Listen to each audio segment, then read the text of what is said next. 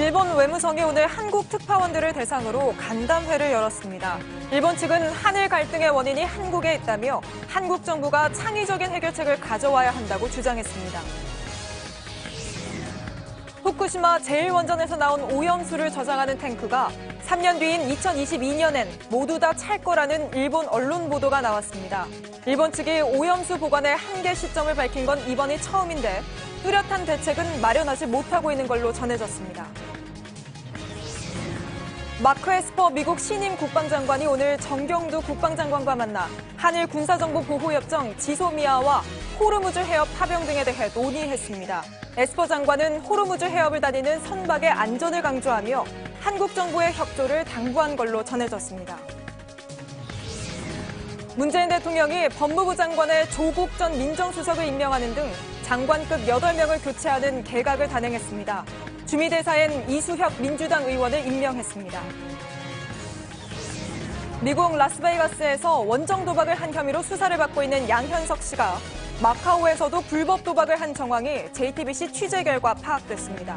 경찰은 마카오 자금도 추적 중인데 금액은 미국보다 훨씬 많았을 것으로 보고 있습니다. 한국콜마 윤동한 회장이 막말 등이 담긴 동영상을 직원들에게 시청하게 하면서 파장이 일자 회사 측이 사과문을 발표했습니다. 어제 JTBC 보도 이후 논란이 커지자 사과문을 낸 건데 정치권에서도 비판이 나오는 등 파장은 계속되고 있습니다. JTBC 뉴스룸 지금 시작합니다.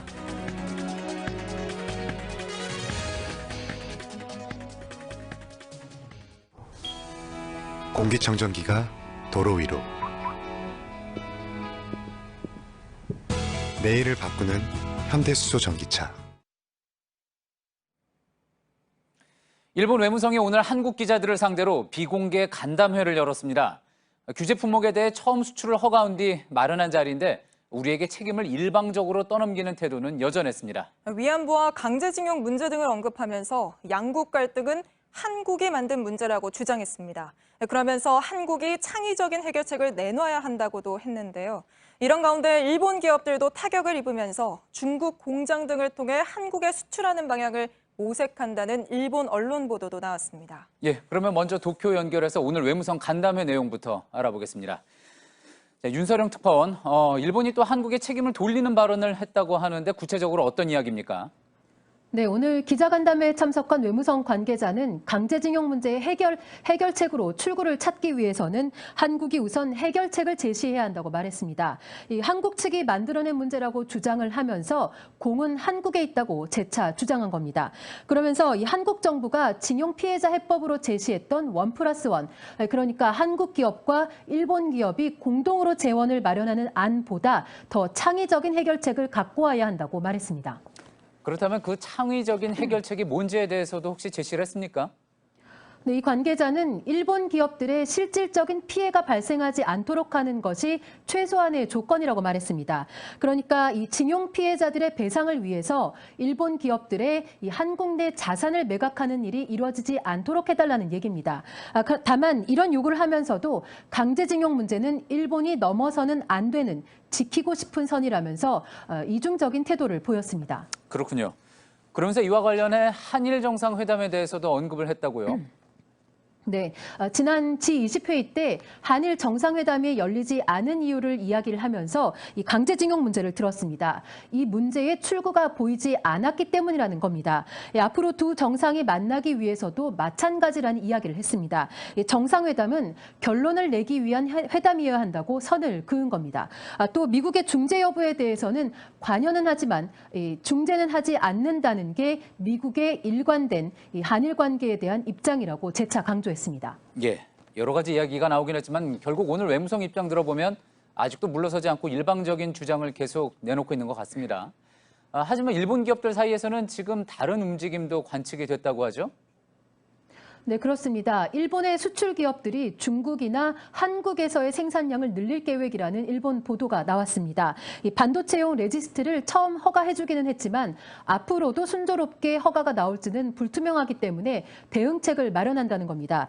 예를 들면 불화수소를 생산하는 모리타 화학공업은 연내에 중국 공장에서 고순도 불화수소를 생산하기 위한 일괄 생산 체제를 마련할 것이라고 일본 니케이 신문이 보도를 했습니다. 또 반도체 레지스트를 생산하는 도쿄 오카공업도 한국 내에서의 생산량을 늘릴 계획이라고 전했습니다. 예, 마지막으로 하나 더 질문하겠습니다. 우리 정부가 어제 일본산 석탄재를 수입할 때 방사능 검사를 강화하겠다고 밝히지 않았습니까? 이에 대해서 일본 정부의 어떤 입장도 나왔습니까? 네, 스가 관방장관이 원론적이지만 입장을 밝혔는데요. 직접 들어보겠습니다. 他方強化される手続きの詳細について、これは明らかにされておりませんので、現在関係省庁において情報収集を行っているところであり、引き続き適切に対応していきたい、こういうふうに思います。 네, 또 한국 정부가 일본의 방사능 문제를 국제적으로 알리려고 한다라는 이 언론 분석에 대해서는 예단해서 코멘트하지 않겠다면서 구체적인 언급을 꺼렸습니다. 예, 도쿄에서 윤서령 특파원이었습니다. 일본 정부 내에서도 수출 규제를 한 것에 대해 비판의 목소리가 나오고 있다고 일본 매체가 보도했습니다. 수출 규제의 후폭풍에 대해 잘못 판단했다는 정부 관계자의 말을 인용했습니다. 이 나라 안팎에서 일본의 잘못을 지적하는 이야기가 나오고 있습니다. 신진 기자입니다. 일본 마이니치 신문이 한국에 대한 수출 규제의 후폭풍에 대해 일본 정부 관계자가 오판을 인정했다고 보도했습니다. 지자체와 스포츠 교류에서도 중단이 이어지면서 일본 정부 관계자가 예상 이상으로 소동이 커졌다며 오산이 있었음을 인정했다고 전한 겁니다. 수출 규제 조치에 대해 일본 내에서도 비판 여론이 나오고 있는 겁니다. 일본 국내에서도 상당히 지금 비판이 올라가고 있거든요. 추가적으로 경제 보복 조치를 못하게 하는 중요한 안전장치가 된다고 생각하고 있고요.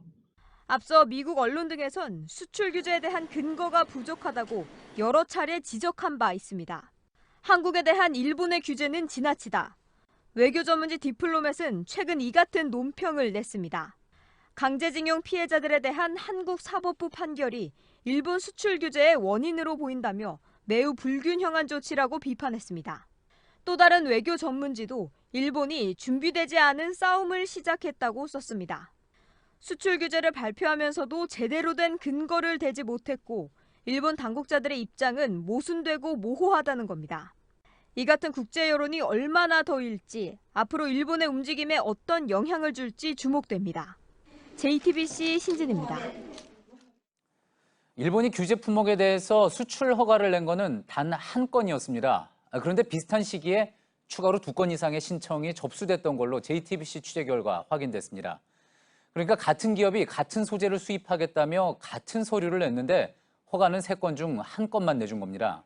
명분 쌓기 혹은 간보기가 아니냐는 의심이 나올 수밖에 없는 대목입니다. 송지혜 기자입니다. 일본이 반도체 핵심 소재에 대해 수출 규제에 들어간 건 지난달 4일입니다. 이후 일본 정부에 접수된 수출 허가 신청은 최소 6건 정도로 파악됩니다. 이 중 3건이 반도체 기판에 바르는 감광액인 포토 레지스트입니다.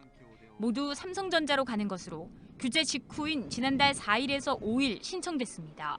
한 달여가 지난 7일, 일본은 이 3건 중 단 1건에만 허가를 내줬습니다. 같은 기업이 같은 소재를 수입하겠다는 것이라 일본 정부에 낸 서류도 똑같습니다. 그런데 허가를 내주는 시점은 다른 겁니다. 정부 관계자는 일본이 일종의 간보기를 하는 것 같다며 3건 중 물량이 적은 1건만 골라 내줬을 가능성도 있다고 말했습니다. 수출 금지가 아닌 관리라는 명분을 쌓기 위해 최소한의 물량만 일단 풀었을 가능성이 높다는 겁니다. 동시에 우리의 반응을 보며 허가 물량을 조절하려는 의도도 읽힌다는 게 정부와 업계의 시각입니다. JTBC 송지혜입니다. 예, 지금 우리 정부가 사실상 모든 분야에서 대응책을 마련 중인데요. 특히 소재 부품 분야에서 연구 인력을 확보하는 게 관건입니다. 병역 자원이 부족해 당초 이 분야의 병역 특례를 줄이려고 했던 정부가 이를 재검토하기로 했습니다. 박유미 기자입니다. 일본의 수출 규제에 대한 대응책이 추가로 나왔습니다. 소재, 부품, 장비 분야의 인재 양성이 핵심입니다.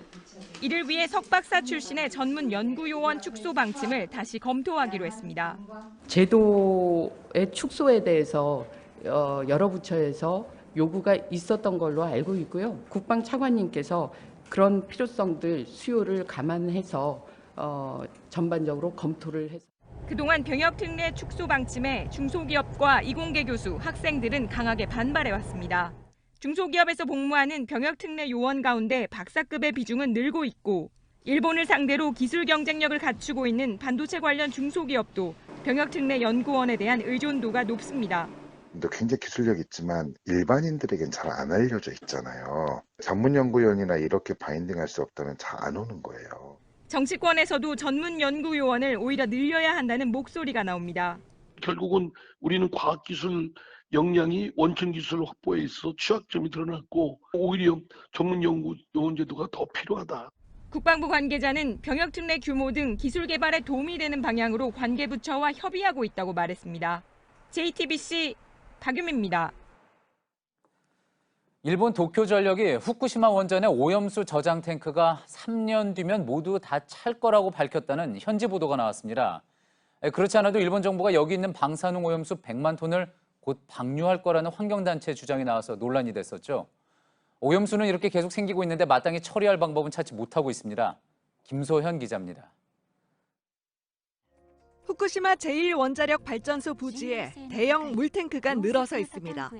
970개의 탱크에 115만 톤의 오염수가 보관돼 있습니다. 원전 안에 남은 핵연료를 식히려고 물을 계속 투입하다 보니 하루 평균 생겨나는 오염수가 170톤에 달합니다. 정화를 해도 일부 방사성 물질은 제거할 수 없어 오염수를 물탱크에 담아온 건데 이젠 탱크를 둘 땅마저 부족해졌습니다. 도쿄전력은 2022년 여름쯤이면 오염수 탱크가 모두 찰 거라고 밝혔습니다. 한계 시점을 밝힌 것은 처음입니다. 앞서 그린피스는 일본 정부가 방사성 오염수 100만 톤을 태평양에 방류하려 한다며 한국이 위험해질 거라고 경고했습니다. 방류하지 않고 원전 밖에서 보관하는 방법도 있지만 주민들의 반대가 심하고 어떻게 옮길지도 문제입니다. 땅속이나 바다에 탱크를 만드는 방법은 해일 등의 이유로 현실성이 낮다는 분석이 있습니다. 일본 정부는 오늘 오염수 처리 방법을 논의할 전문가 소위원회를 7달 만에 여는 등 해결책 찾기에 나섰습니다. JTBC 김소현입니다. 에스퍼 미국 신임 국방장관이 오늘 문재인 대통령과 국방부 그리고 외교부 장관을 만났습니다. 에스퍼 장관은 우리 정부의 호르무즈 파병을 논의한 걸로 전해졌습니다. 관심을 모았던 방위비 분담금 문제는 공식적으로는 논의되지 않은 걸로 알려졌습니다. 이서준 기자입니다. 문재인 대통령은 오늘 오후 마크 에스퍼 신임 미국 국방장관을 만났습니다. 문 대통령은 한미동맹이 북미 비핵화 협상 성공을 위해 뒷받침해야 할 것이라고 말했습니다. 에스퍼 장관은 북미 대화가 조속히 재개되길 기대한다고 답했습니다. 하지만 이 자리에선 방위비 분담금 문제와 호르무즈 해협 파병 등은 논의되지 않았다고 청와대 관계자가 밝혔습니다. 에스퍼 장관은 앞서 오전엔 강경화 외교부 장관과 정경두 국방부 장관을 잇따라 만났습니다. 최근 트럼프 대통령이 한국이 부담하게 될 방위비가 늘어났다고 주장하면서 에스퍼 장관의 방한이 주목받았습니다. 하지만 외교부 당국자는 방위비 분담금과 관련한 언급은 일절 없었다고 했습니다. 국방부에서는 최근 현안에 대한 좀 더 깊이 있는 논의가 있었던 것으로 알려졌습니다. 국방부 관계자는 한미 국방장관의 비공개 회담에선 최근 일본 수출 규제로 주목받는 한일 군사정보보호협정 지소미아와 더불어 호르무즈 해협 파병도 논의됐다고 전했습니다.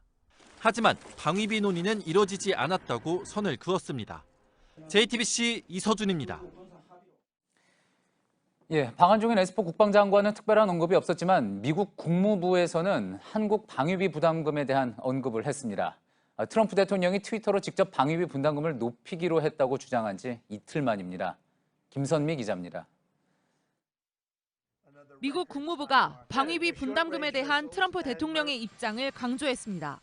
U.S. bases in South Korea and those agreements, this is one of those issues that the president has been incredibly crystal clear on, right? He said that he wants our allies to contribute more. 그제 트럼프 대통령은 트위터에 한국이 매우 부유한 나라라며 훨씬 더 많은 돈을 내기로 합의했다고 주장한 바 있습니다. 트럼프 대통령은 지난 6월 한미 정상회담 때도 방위비 분담금을 늘려야 한다고 요구한 것으로 전해졌습니다.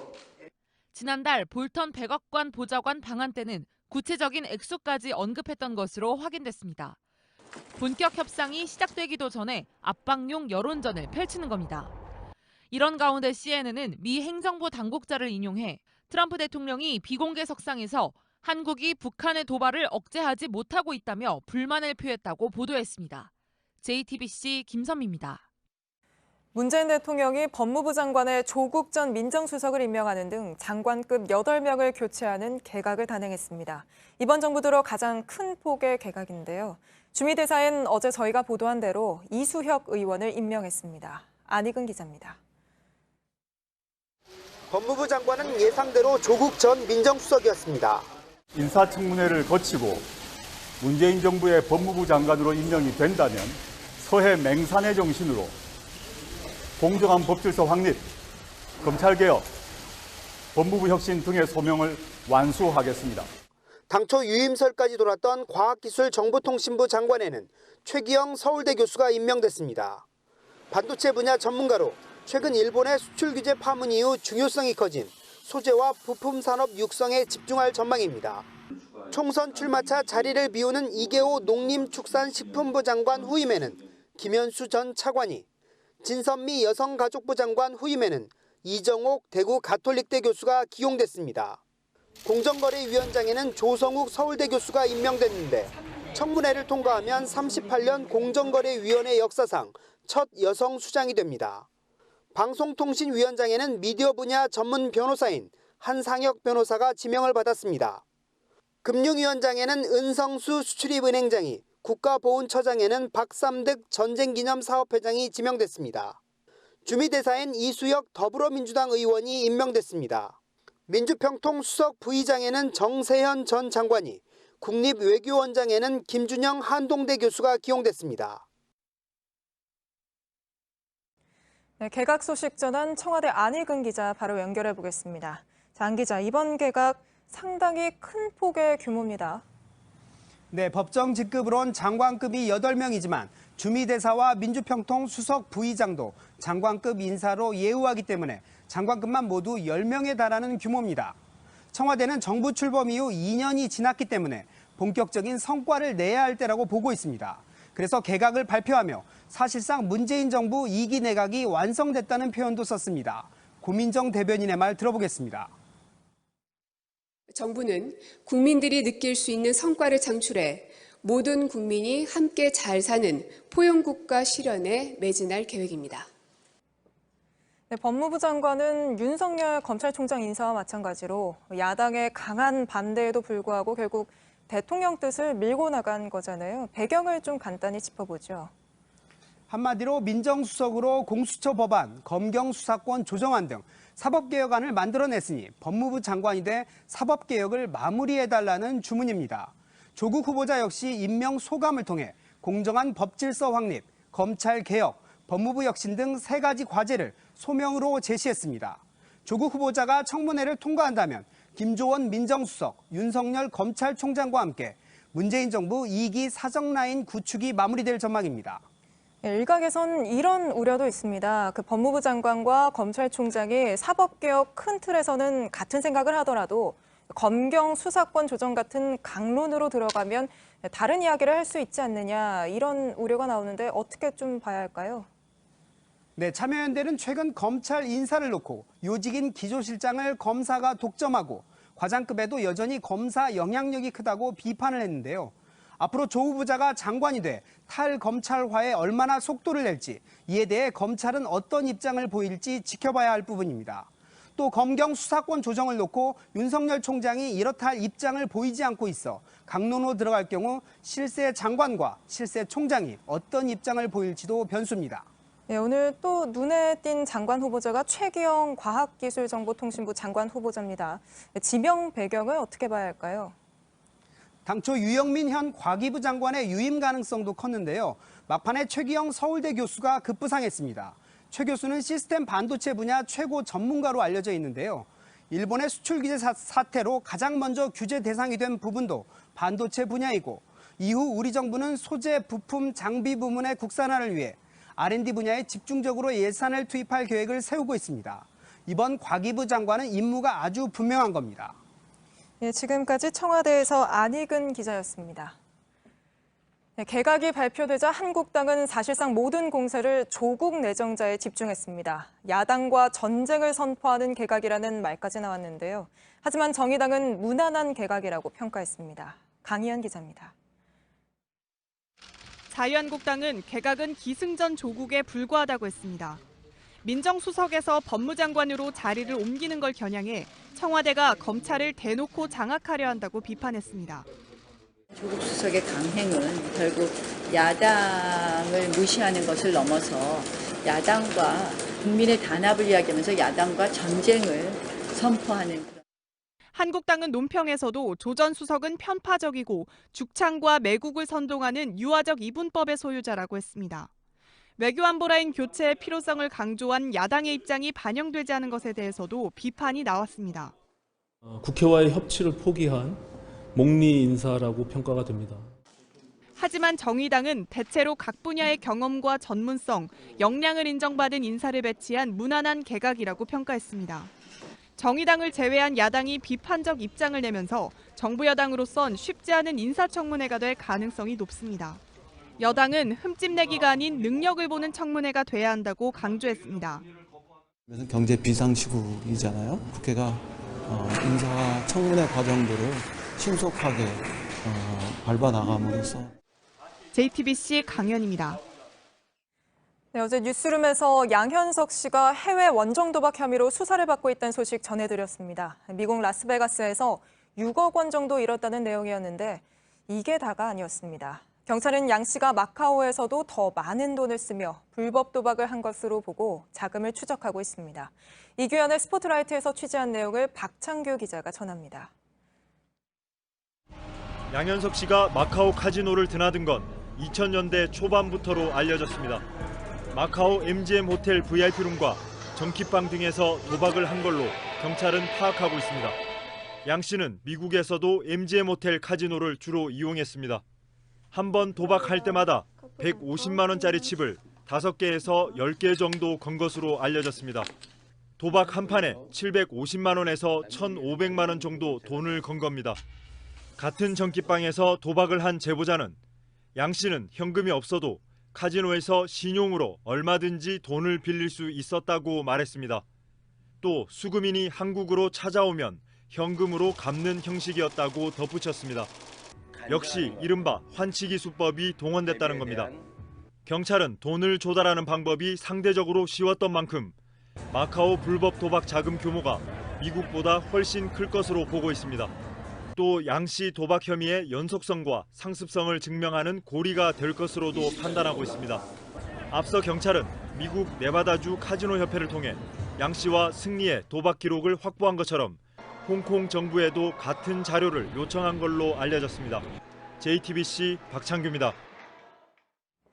한국콜마 회장이 여성 비하와 막말이 담긴 영상을 직원들에게 강제로 보게 한 사실, 어제 저희 뉴스룸에서 보도해드렸는데요. 오늘 한국콜마가 대국민 사과문을 내놨습니다. 하지만 파장은 잦아들지 않고 있습니다.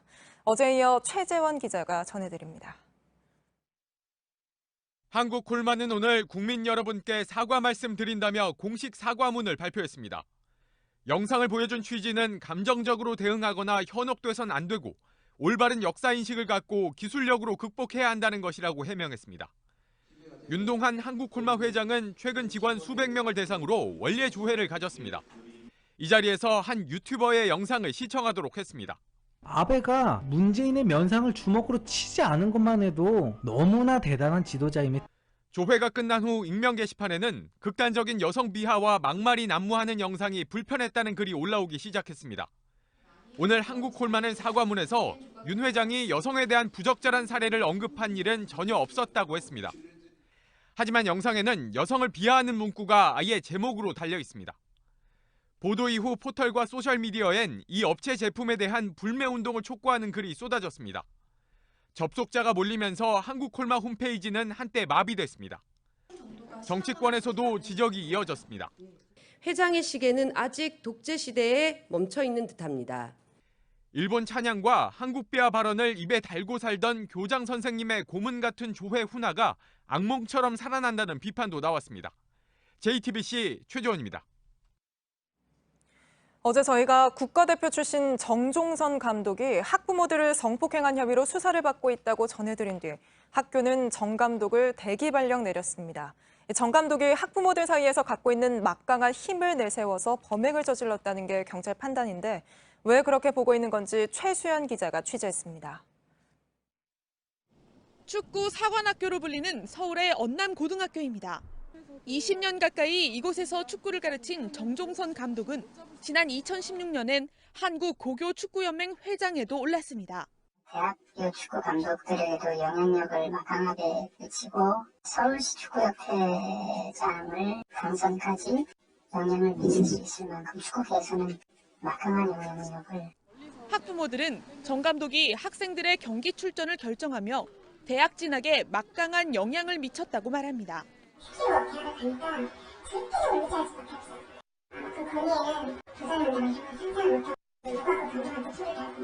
성폭력을 당해도 외부에 알리기 힘들었다는 겁니다.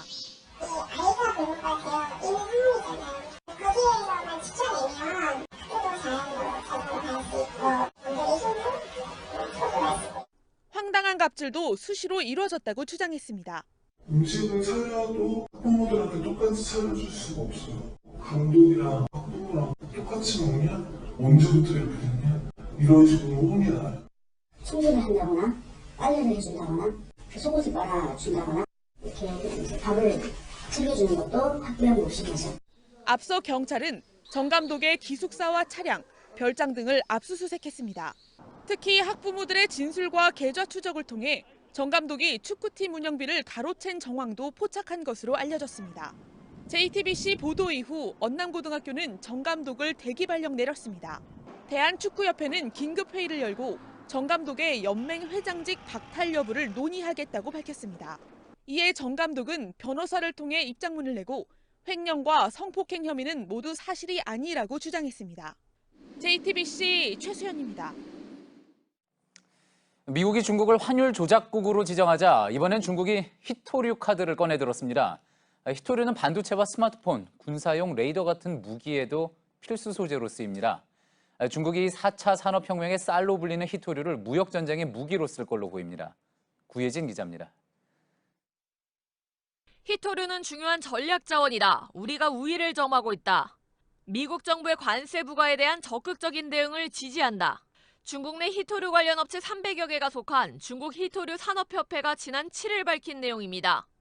홍콩 사우스 차이나 모닝포스트는 이를 두고 히토류의 무기화가 준비됐다는 뜻이라고 분석했습니다. 미국이 부과한 관세 비용을 미국 시장과 소비자가 부담하게 될 것이라고 경고하기도 했습니다. 미국의 관세 부과에 대한 중국 정부의 맞대응을 시사한 겁니다.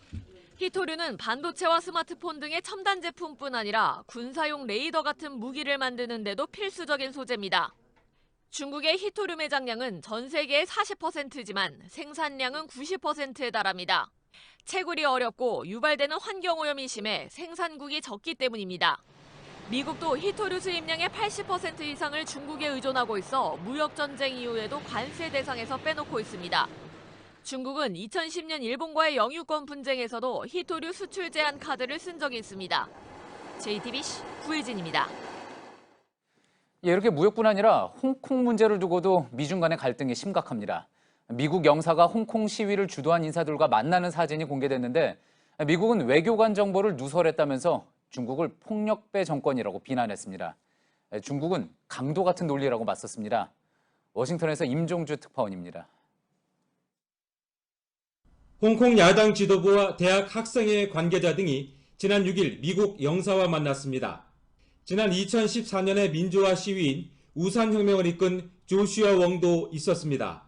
여성 영사는 홍콩에 주재하는 미국 당국자입니다. 친중국 매체들은 이 당국자의 실명과 함께 사진도 보도했습니다. 중국은 미 영사관 고위 관계자를 불러 내정 간섭이라고 항의했습니다. 미국 정부에 해명도 요구했다고 밝혔습니다. 홍콩 시위에 미국이 개입한 증거라는 겁니다. 미국은 다른 나라 외교관들도 하는 일이라며 사진 공개의 배후에 중국 정부가 있다고 맞받았습니다. Leaking an American diplomat's private information, pictures, names of their children. I don't think that that's a formal protest. That is what a thuggish regime would do. 그러자 중국은 강도 같은 논리이자 패권적 사고라고 다시 반박했습니다. 경제 분야에서 커지고 있는 양국의 갈등이 이젠 외교로까지 확산되는 양상입니다. 워싱턴에서 JTBC 임종주입니다. 러시아 해상 초계기가 어제 우리 방공식별구역 카디즈를 넘어왔던 걸로 드러났습니다. 합동참모본부는 우리와 일본 방공식별구역에 러시아 초계기가 진입한 게 탐지됐었다며 관련 조치를 했다고 밝혔습니다. 지난달 말에는 러시아 군용기가 우리 독도 영공을 침범해 논란이 된 바 있습니다. 미국에서 이번에는 총기 난사가 아닌 흉기 난동 사건이 잇따라 일어났습니다. 이틀 동안 미국 서부와 동부에서 이유 없이 흉기를 휘두르는 바람에 5명이나 목숨을 잃었습니다. 부소현 특파원입니다. 무차별 흉기 난동은 로스앤젤레스 남쪽 오렌지 카운티에 있는 도시 가든글로브에서 먼저 발생했습니다. 용의자는 현지 시각 수요일 오후 4시쯤 2시간 동안 흉기를 들고 아파트 단지와 제과점, 보험회사, 편의점 등을 돌며 난동을 부렸습니다. 아파트 주민 2명과 샌드위치 가게 직원, 편의점 보안요원 등 4명이 흉기에 찔려 숨지고 2명이 크게 다쳤습니다. 용의자로 지목된 자커리 카스터네이더는 갱 조직원으로 폭력 전과가 있는 것으로 알려졌습니다. 경찰은 용의자가 분노에 가득 차 있었다고 설명했습니다. 이어 펜실베니아주 피츠버그에서도 흉기 난동으로 1명이 숨졌습니다. 용의자는 버스 정류장에서 여성을 흉기로 찌르고 다른 여성을 공격하려다 경찰에 체포됐습니다. 경찰은 용의자와 피해 여성들이 전혀 알지 못하는 관계라고 밝혔습니다. 대상을 정하지 않고 일어나는 무차별 폭력 사건으로 미국인들의 불안이 커지고 있습니다. 로스앤젤레스에서 JTBC 부소연입니다. 서울 노량진 수산시장은 1971년에 지어졌습니다. 2004년 현대화가 추진되면서 신시장에 들어섰고 구시장을 비우는 문제로 3년 넘게 크고 작은 충돌이 빚어졌습니다. 그리고 오늘 구시장에 있던 상가가 모두 폐쇄됐습니다. 옛 시장 모습은 반세기 만에 사라졌지만 갈등은 오히려 더 커지고 있습니다. 김재현 기자입니다. 점포의 간판이 하나씩 내려집니다. 상인들은 철조망을 앞세우고 수족관 물까지 뿌려가며 법원의 집행인력들과 대치합니다. 앉아서 포클레인의 진입을 막는 상인들을 수협 직원들이 끌어냅니다. 몸싸움이 격해집니다.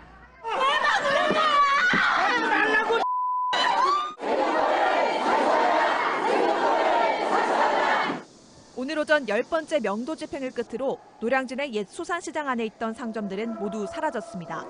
지난 2004년부터 수협은 노량진 수산시장의 현대화를 추진했습니다. 새 건물이 들어선 건 2016년. 그러나 일부 상인들은 입주를 거부하고 옛 시장에 남길 원했습니다. 공간이 너무 좁고 장사하기 불편하다는 이유에서입니다.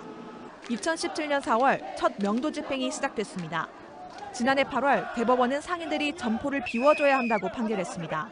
11월엔 수협이 전기와 수도를 끊기도 했습니다. 상인들은 자체 발전기를 돌렸습니다. 올해만 6차례 명도 집행이 이어졌습니다.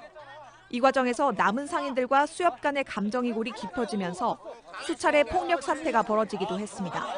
남은 상인들은 법적 절차에 문제가 있어 따를 수 없다고 말했습니다. 상점은 사라졌지만 갈등은 더 커질 것으로 보입니다. JTBC 김재현입니다. 서울 광화문 광장은 시민들이 역사를 바꿔왔던 곳이죠. 이 광장을 2021년까지 새로 바꾸는 문제를 놓고 지금 정부와 서울시가 부딪히고 있습니다. 양쪽 모두 시민을 내세우고 있는데 정작 광장 주인인 시민들은 모르고 있는 경우가 많았습니다. 유정화 기자입니다. 왕복 10차로 한가운데 있는 광화문 광장. 서울시의 계획대로라면 이쪽 5개 차로는 사라지고 광장이 세종문화회관 쪽으로 붙게 됩니다. 광화문 바로 앞에 새로 조성될 역사 광장까지 더하면 광장의 면적은 지금보다 3.7배 가까이 넓어지게 됩니다. 대신 반대쪽 기존 차로는 왕복 6차로로 바뀝니다. 차로가 현재의 60%로 주는 겁니다. 정부는 시민의 불편을 우려합니다. 정부 서울청사 뒤편 서울시가 우회도로로 계획하고 있는 곳입니다. 현재 2개 차로인데 6개 차로로 넓히더라도 쏟아지는 교통량을 감당할 수 있을지 의문입니다. 또 제 뒤로 보이는 경비대와 정보 안내실 등 일부 건물을 철거해야 하기 때문에 정부 기능을 다하기 어렵다는 게 행정안전부의 주장입니다. 반면 서울시는 광장을 온전히 시민들의 몫으로 만들고 일제가 훼손한 역사도 복원할 수 있다고 말합니다.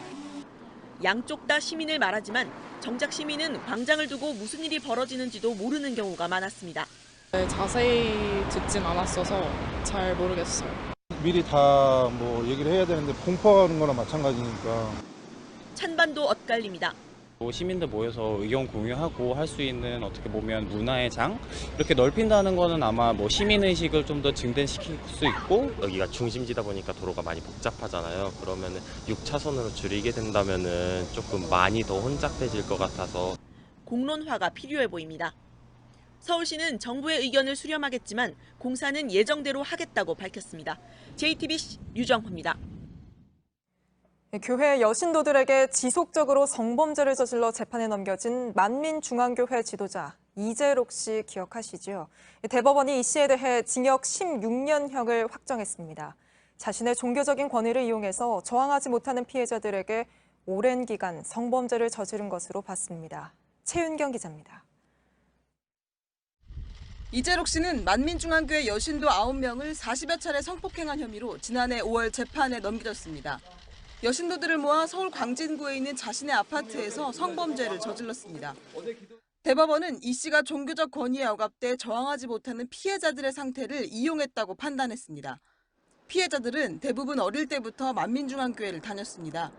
이 씨를 신격화한 교회 분위기로 저항할 수 없는 상태가 됐다는 겁니다. 또 피해자들이 이 씨의 성범죄를 일종의 종교행위로 받아들였다고도 봤습니다. 앞서 1심 재판부는 신도 8명을 성폭행했다며 징역 15년을 선고했지만 2심 재판부는 피해를 더 인정해 형량을 1년 더 늘렸습니다.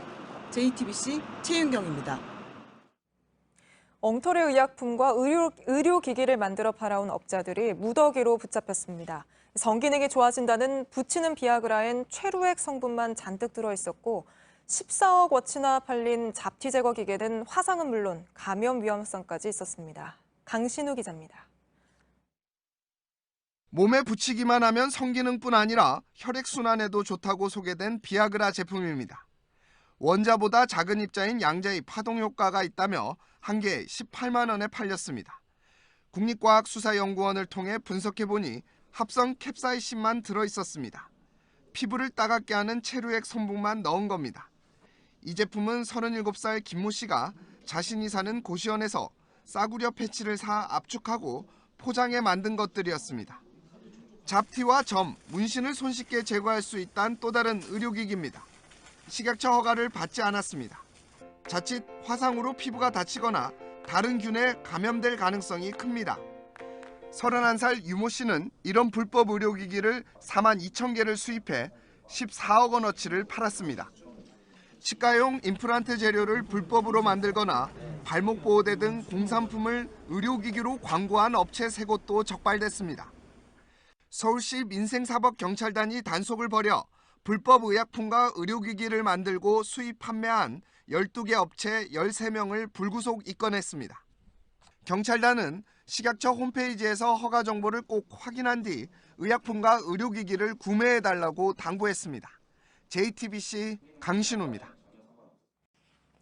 허팝, 도티, 마이린. 어른들에겐 모두 생소한 이름이지만 어린이들 사이에선 뽀로로만큼이나 유명합니다. 모두 1인 미디어 운영자들인데 시청자가 수백만 명의 대기업 임원 못지않은 수익까지 올립니다. 취미 활동에서 새로운 산업이 된 1인 미디어를 이한주 기자가 취재했습니다. 액체 괴물로 수영장을 가득 채우고 뛰어들어 봅니다. 액체 괴물이 진짜 미끌미끌해요. 이렇게 서 있는 것도 진짜 힘들어요. 상황극을 하며 추격전도 벌입니다. 제발 좀 그만 쫓아와. 제발. 구독자가 200만에서 300만 명대인 인기 유튜버들입니다. 취미 삼아 방송을 시작했지만 지금은 광고 수입만 한 해 10억 원이 훌쩍 넘습니다. 머릿속에 콘텐츠를 좀 이렇게 가지고 사는 것 같아요. 지금도 이거를 내 카메라로 찍어야 하는데 이 장면을 이런 생각을 하고 있습니다. 6살 어린이나 72살 할머니까지 스타로 떠오르자 1인 미디어에 대한 관심도 높아졌습니다. 크리에이터 체험을 할 수 있는 행사장은 사람들로 북적입니다. 기업들도 1인 미디어에 주목하고 있습니다. 수십, 수백만 고정 시청자들 성향에 맞춰서 효과적으로 마케팅을 할 수 있어서 앞으로 1인 미디어 시장은 더 커질 것으로 보입니다. JTBC 이한주입니다. 오늘도 많이 더웠는데 내일은 더 더울 걸로 보입니다. 올 들어 발생한 가장 강한 태풍 렛기마가 오늘 밤 대만 부근 해상을 지나는데 이 영향으로 제주는 내일 비가 내릴 전망입니다. 강버들 기자입니다. 강한 햇빛을 고스란히 받는 인천공항 활주로입니다. 표면 온도가 50도까지 오른 활주로에 살수차가 물을 퍼붓습니다. 그런데도 43도 밑으론 떨어지지 않습니다. 오늘 제주 산간과 일부 섬을 제외한 전국에 폭염특보가 내려졌습니다. 서울의 낮 최고 기온이 34.5도, 경북 영천과 경주는 36도에 달했습니다. 내일은 더 덥습니다. 서울과 경기 곳곳의 낮 최고 기온은 37도로 예상됩니다. 이렇게 더운 건 우리나라를 뒤덮은 고온다습한 북태평양 고기압 탓입니다. 그런데 이 고기압 때문에 우리나라는 9호 태풍 렛기마의 직접 영향권에선 비껴날 것으로 보입니다. 태풍은 고기압 가장자리를 따라 이동하기 때문입니다. 올 들어 발생한 가장 강한 태풍 렛기마는 오늘 밤 대만 부근 해상을 지나 내일 오전 중국 상하이에 상륙할 전망입니다. 태풍 피해를 우려해 대만 당국은 휴교령을 내렸고 항공편도 잇따라 취소됐습니다. 우리나라는 태풍 가장자리 비구름대의 영향을 받아 내일부터 제주에, 다음 주 월요일엔 전국에 걸쳐 비가 오겠습니다. JTBC 강버들입니다. 농민 백남기 씨 사건으로 재판에 넘겨져 1심에서 무죄를 선고받았던 구은수 전 서울지방경찰청장이 2심에서는 유죄를 선고받았습니다. 서울고등법원은 총괄 책임자로서 물대포가 과잉 사용되는지 확인하고 적절한 조치를 취했어야 했다며 벌금 1,000만 원을 선고했습니다. 앞서 구 전 청장은 2015년 민중총괄계 집회 당시 현장 경찰에 대한 지휘 감독을 소홀히 해서 농민 백 씨를 숨지게 한 혐의로 재판에 넘겨졌습니다.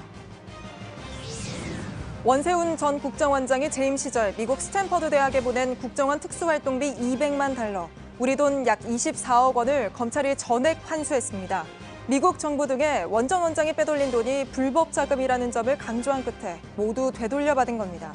앞서 검찰은 원 전 원장이 2013년 퇴임한 뒤에 미국에 정착하기 위해 국정원 특활비를 개인적으로 쓴 것으로 보고 지난해 재판에 넘겼습니다. 필로폰을 투약한 혐의로 재판에 넘겨진 방송인 로버트 할리 씨에게 검찰이 집행유예를 선고해달라고 요청했습니다. 초범인데다가 반성하고 있다며 재판부에 징역 1년에 집행유예 2년을 선고해달라고 한 겁니다.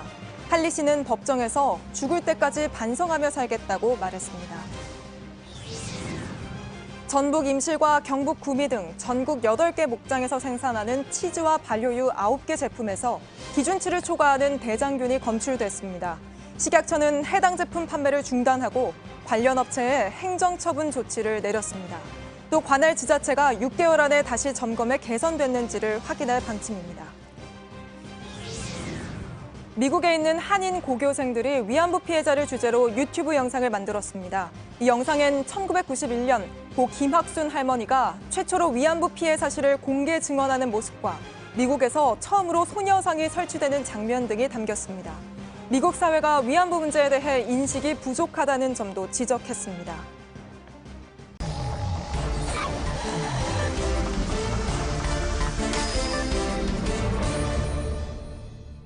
예, 비하인드 뉴스 시간입니다.